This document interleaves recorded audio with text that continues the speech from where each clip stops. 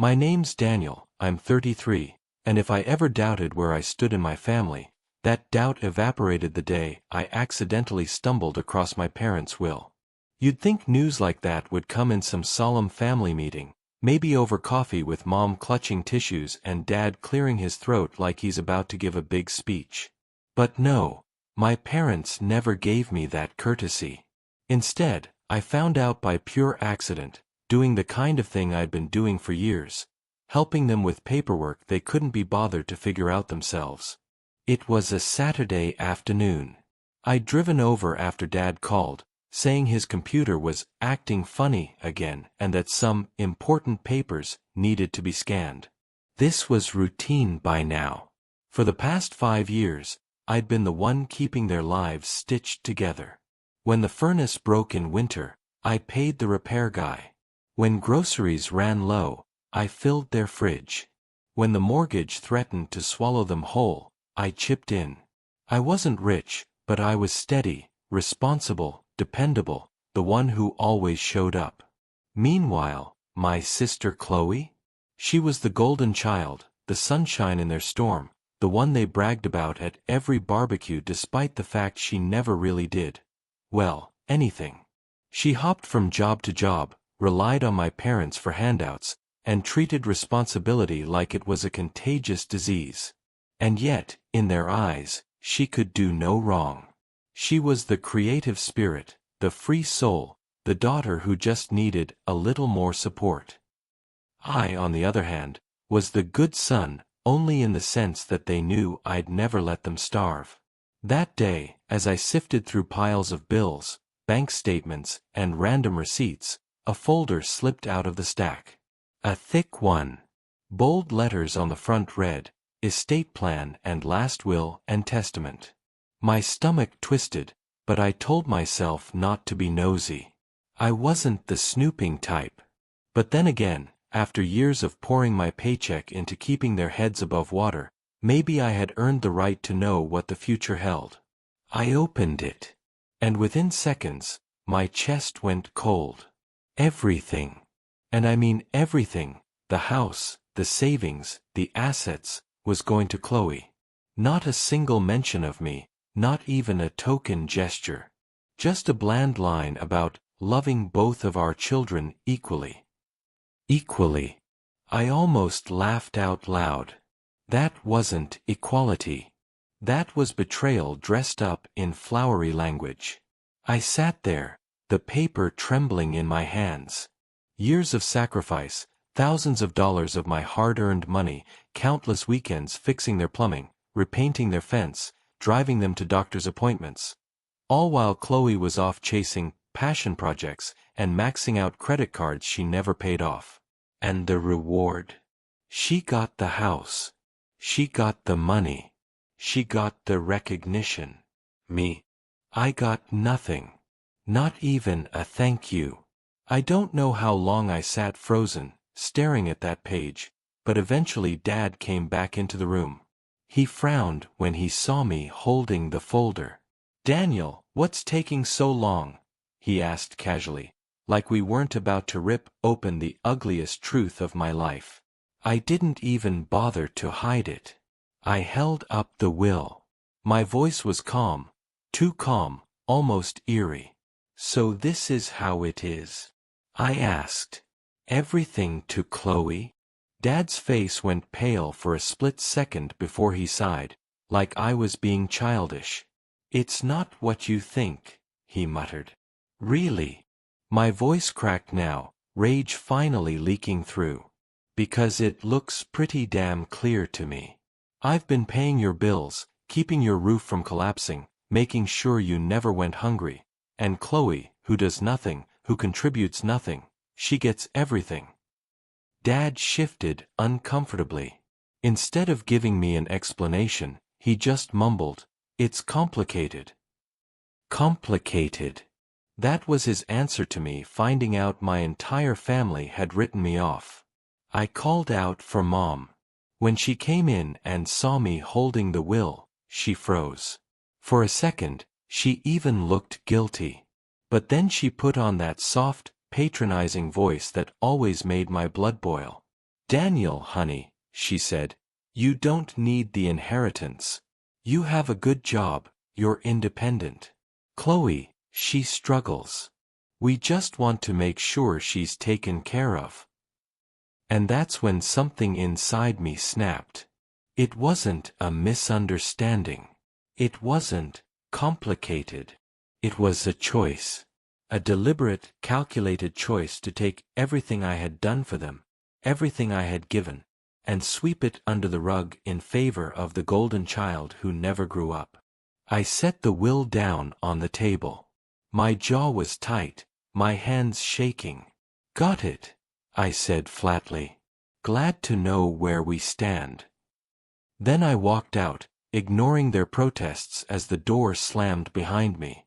That was the last day I went to their house. I didn't call. I didn't text. I didn't check in. For the first time in years, I let them handle their own problems. If the faucet leaked, they could fix it. If the groceries ran out, they could push a cart themselves. And most importantly, if that mortgage bill landed in the mailbox, they could open it without reaching for my wallet. At first, the silence was almost peaceful. No guilt-tripping phone calls. No sighs about how much Chloe needs support right now. No passive-aggressive reminders that family takes care of each other. Just quiet. I'd come home from work, heat up leftovers, and sit on my couch without wondering how much of my paycheck was already spoken for by someone else's crisis. 2 weeks passed. Then 3. I thought maybe they'd gotten the message, that I wasn't their safety net anymore. But of course, reality has a way of catching up. One afternoon, my phone buzzed. It was a text from Dad. Short, blunt, and cold. Dad, the property taxes are due. That was it. No hello, no we should talk, not even a please. Just a command, as if I were still their personal ATM. I stared at the message for a long time, torn between laughter and rage. After everything, after I'd walked out of their house knowing the will left me with nothing, they still thought they could just demand money. As if nothing had changed. My thumbs hovered over the keyboard before I finally typed back. Me. I'm sure Chloe will handle it. The house is hers, after all. I hit send, leaned back, and waited. It took less than 5 minutes before my phone started buzzing again. This time, Mom was calling. I let it ring. Then another text appeared. Mom, Daniel, please don't be like this. We need to talk. Oh, now they wanted to talk. Now that reality was slapping them across the face in the form of overdue tax bills? Where was all this urgency when they were writing me out of their future? I waited an hour before replying. Me. There's nothing to talk about. You made your choice. Now you can live with it.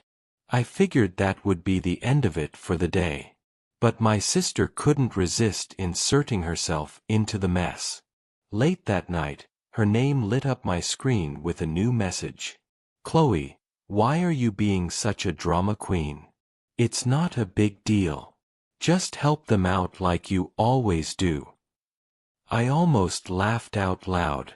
Not a big deal? According to her, I had no right to be angry about being erased from my parents' will, as if I were supposed to shrug and keep pouring money into a house that wasn't even mine. I typed back, slow and deliberate. Me. No. I think you've got it covered, since you're the favorite and all. Her reply came fast, full of that entitled bite she'd perfected over the years. Chloe. Oh my God, are you seriously mad about the will? Grow up, Daniel. It's just money. Just money.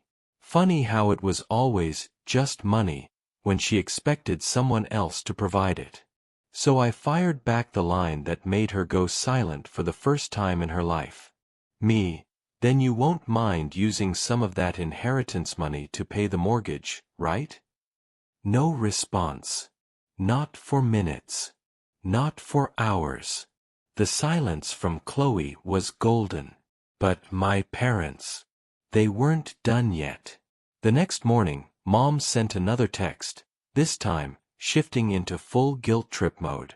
Mom, Daniel, we're your parents. Family takes care of each other. We did so much for you growing up, and now you're just abandoning us. I clenched my jaw so tight it hurt. Abandoning them?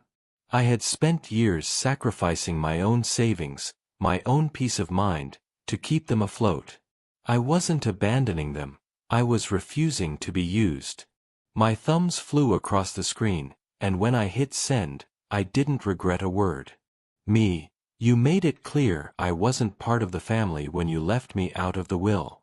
Now Chloe can take care of you. I could practically imagine Mom gasping dramatically, hand to her chest, playing the victim like she always did. But this time, I didn't care. For the first time in years, I wasn't the one carrying their burden. And for the first time ever, I could feel the balance shifting. The silence lasted a few days after that blow-up, and honestly, I thought maybe, just maybe, they'd back off and deal with their choices. But entitlement doesn't die quietly. It claws, it begs, it demands. On the fourth evening, I came home from work, tossed my keys on the counter, and saw 3 new messages waiting. One from Dad, one from Mom, and, of course, one long, unhinged text from Chloe. Dad, we're not asking for much. Just enough to cover the mortgage for a few more months until things smooth out. Mom, Daniel, please. Don't let pride destroy this family. Chloe isn't in a position to handle everything yet. Chloe, wow, you're actually pathetic. You've always been jealous because they love me more. And now you're punishing them? For what? For making a fair decision. You're disgusting. I stared at the screen, half amused, half boiling. Dad thought he could reduce years of me carrying their financial deadweight to just a few more months. Mom framed it as if I was the one tearing the family apart. And Chloe dropped the mask completely. No guilt, no subtlety, just raw entitlement and cruelty. I typed back one response, addressed to all 3 of them in the family group chat they'd created years ago. Me, you all made a decision when you cut me out of the will. That house, those bills, those taxes, that's Chloe's problem now.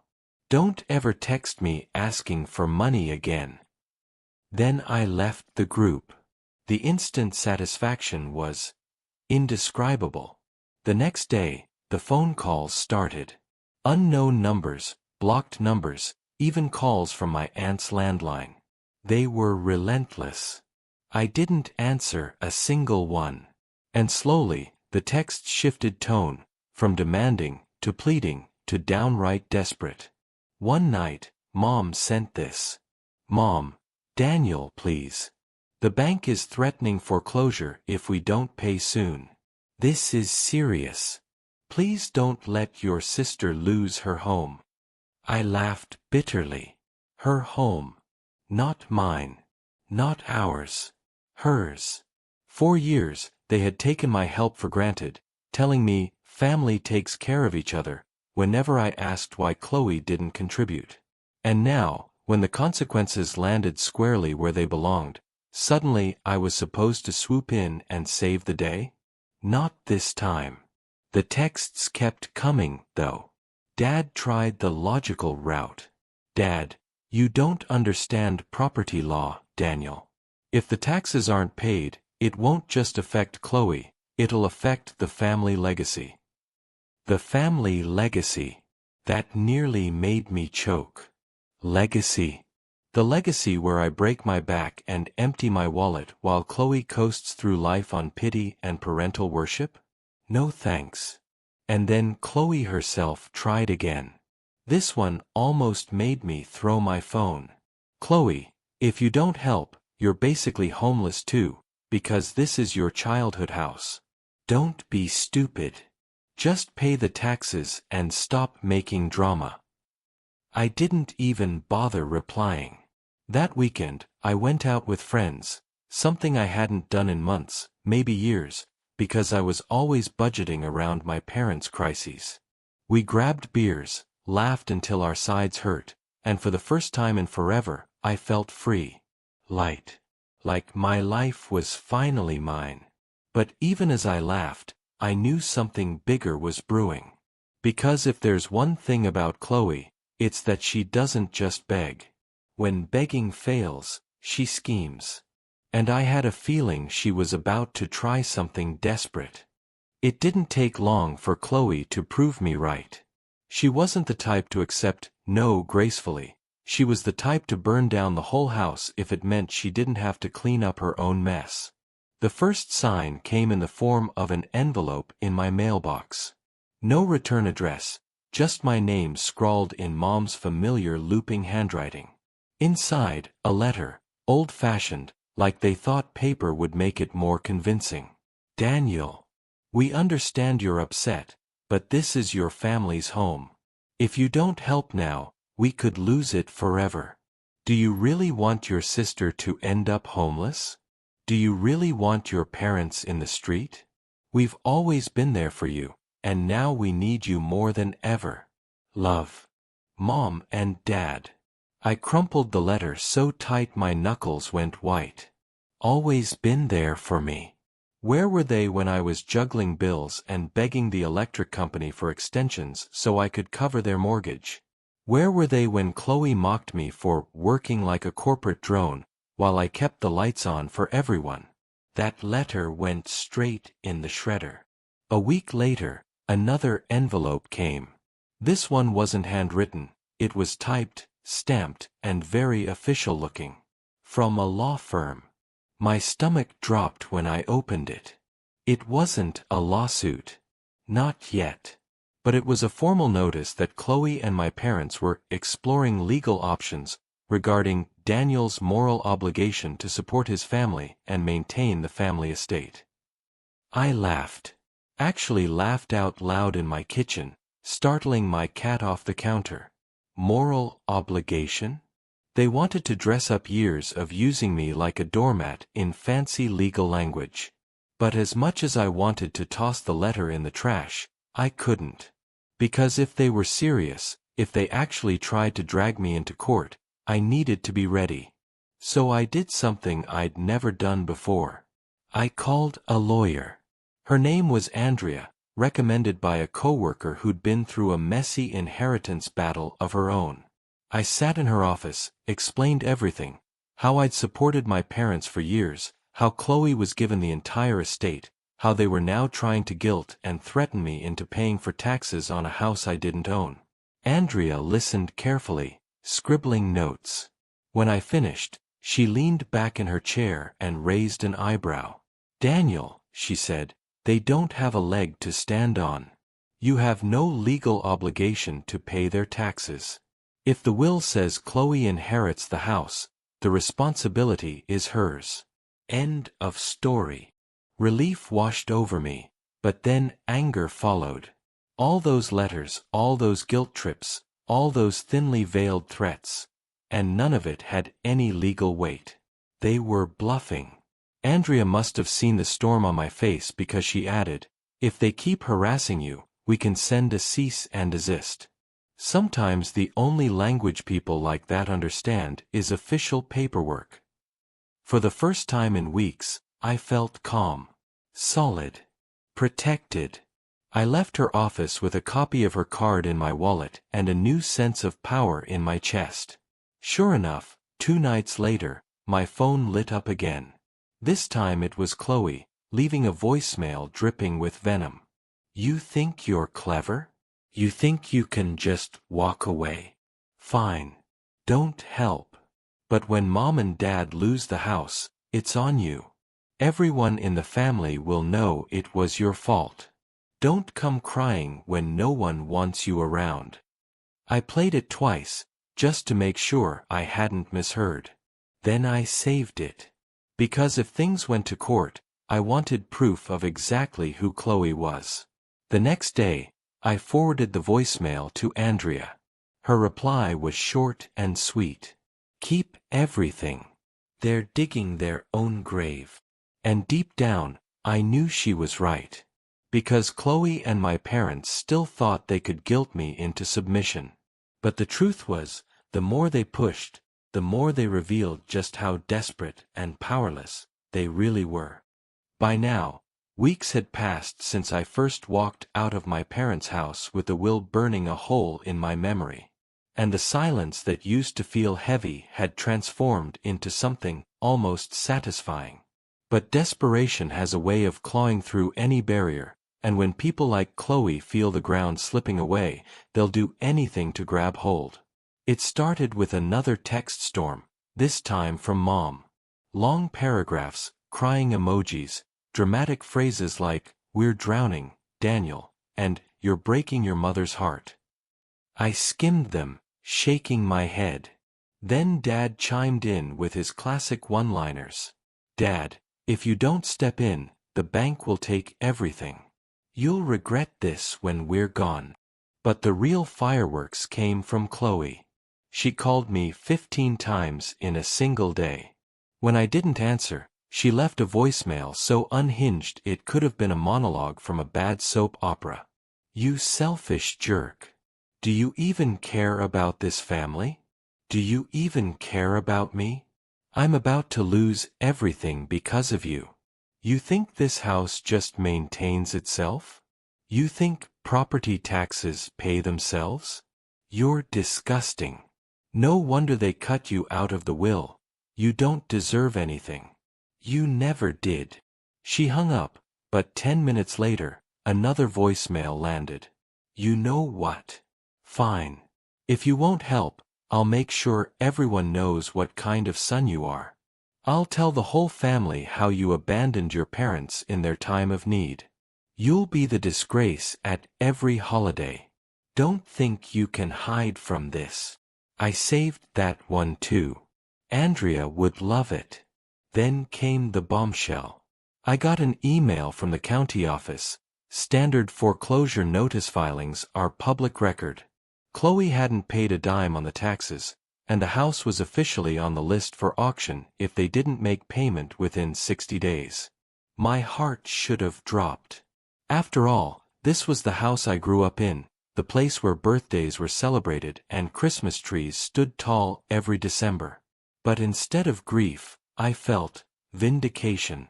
For years, they had painted Chloe as the responsible one in her own way, the dreamer who just needed a little help. They'd written me off as the serious one, who didn't understand family bonds. And now, the dreamer was about to lose everything because reality doesn't care about excuses. Still, I knew Chloe wouldn't go down quietly. And I was right. 2 days later, I got another letter.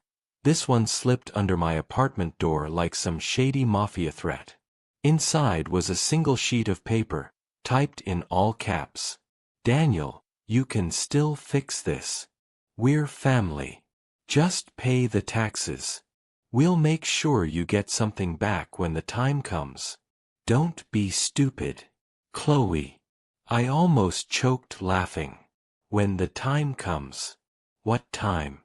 The will had already made it clear. I got nothing. Was she promising me scraps after she sold the house? Did she really think I'd fall for that? The audacity was unbelievable. I forwarded the letter to Andrea. Her response came back within minutes. "Good. Keep letting her dig. This shows intent to manipulate. Don't engage." So I didn't. But Chloe wasn't done yet. Because when manipulation failed, she went for the nuclear option, dragging extended family into it. And that's when things got really ugly. When guilt trips and legal threats failed, Chloe went for the one weapon she'd always wielded with ease: family drama. It started small. My aunt left me a voicemail dripping with disappointment. "Daniel, I don't know what's gotten into you, but your parents are heartbroken. Chloe told me you're refusing to help with the house. Do you really want to see them lose everything? Shame on you. Then my cousin texted me out of nowhere. Cousin, bro, just help them out. It's not that deep. Not that deep. Years of financial sacrifice erased by a single line in a will. And somehow I was the villain for finally standing my ground? By the end of the week, it was like Chloe had started a smear campaign. Relatives I hadn't spoken to in years were suddenly chiming in. Family group Facebook posts, pity-laden updates about how mom and dad might lose the house because Daniel won't step up. One even tagged me directly, as if public shaming would open my wallet. But here's the thing, while half the family parroted Chloe's narrative, the other half started asking questions. Real questions. My uncle, a quiet man who'd always kept his distance from the drama, called me directly. Daniel, he said slowly, I've been hearing things. But I want to hear it from you. What's actually going on? For the first time, someone actually listened. I told him everything. The years I covered bills. The will. The harassment. The foreclosure notice. When I finished, there was a long pause. Finally, he sighed. I knew something didn't add up, he muttered. Your sister's been bragging for years about how the house would be hers someday. Guess she didn't realize it comes with strings. That was the first moment I realized I wasn't as alone as Chloe wanted me to believe. And then came the real twist. A few days later, my uncle sent me a screenshot of a post Chloe had made in a private family group chat she didn't realize he'd added me back into. In it, Chloe whined. Daniel's being impossible. He thinks just because he helped out before, he can walk away now. Whatever. Once the house is officially mine, I'll sell it and he won't get a dime. Joke's on him. That was the nail in the coffin. She didn't want to save the family home. She wanted to cash out. I sat there staring at the screen, fury boiling in my veins but also satisfaction. Because now I had proof. Concrete proof that all her crying and guilt trips were nothing but a smokescreen for greed. Andrea practically lit up when I forwarded it to her. This, she said, is gold. If she keeps trying to harass you legally, this message kills her credibility. It shows clear intent and selfish motive. For the first time, I didn't feel like I was just playing defense. For the first time, I had leverage. And I had no intention of wasting it. The foreclosure clock was ticking. Every day that passed without payment pushed Chloe and my parents closer to the edge. And I could feel it in their messages. The panic was setting in. The tone shifted from smug to desperate. Mom. Daniel, you don't understand. They're threatening to auction the house. This is serious. Please think about your family. Dad, don't let your childhood home be lost forever. Do you want strangers living there? Do you want your sister on the street? And Chloe. She had dropped the sugarcoating altogether. Chloe, if you don't fix this, I'll make sure everyone knows you're the reason Mom and Dad are homeless. Everyone will hate you. That message didn't scare me, it amused me. She still thought I could be bullied into saving her. But behind her bravado, I could hear it. Fear. Then, one Saturday morning, I heard a knock at my apartment door. When I opened it, my stomach dropped. Chloe. She stood there in a wrinkled hoodie, sunglasses hiding her bloodshot eyes. For once, she didn't look like the golden child. She looked like someone who hadn't slept in days. Daniel, she started, her voice shaky. Can we just talk? I crossed my arms. What's there to talk about? She took off her sunglasses and looked at me like I was her last lifeline. The bank's giving us 30 days. 30. Daniel. If we don't pay, they're taking the house. And Mom, she's a wreck. Dad's losing it. Please, you can't just stand by and let this happen. I leaned against the doorframe, calm as stone.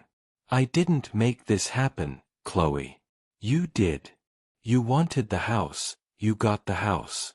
With the house comes responsibility. Her eyes narrowed. The act cracked. Don't play smart with me. You owe them. You owe me. You think you're some hero for walking away? You're just a coward. You'd rather watch your parents suffer than step up. I smiled, cold, deliberate. No, Chloe. I'd rather let you choke on the responsibility you begged for.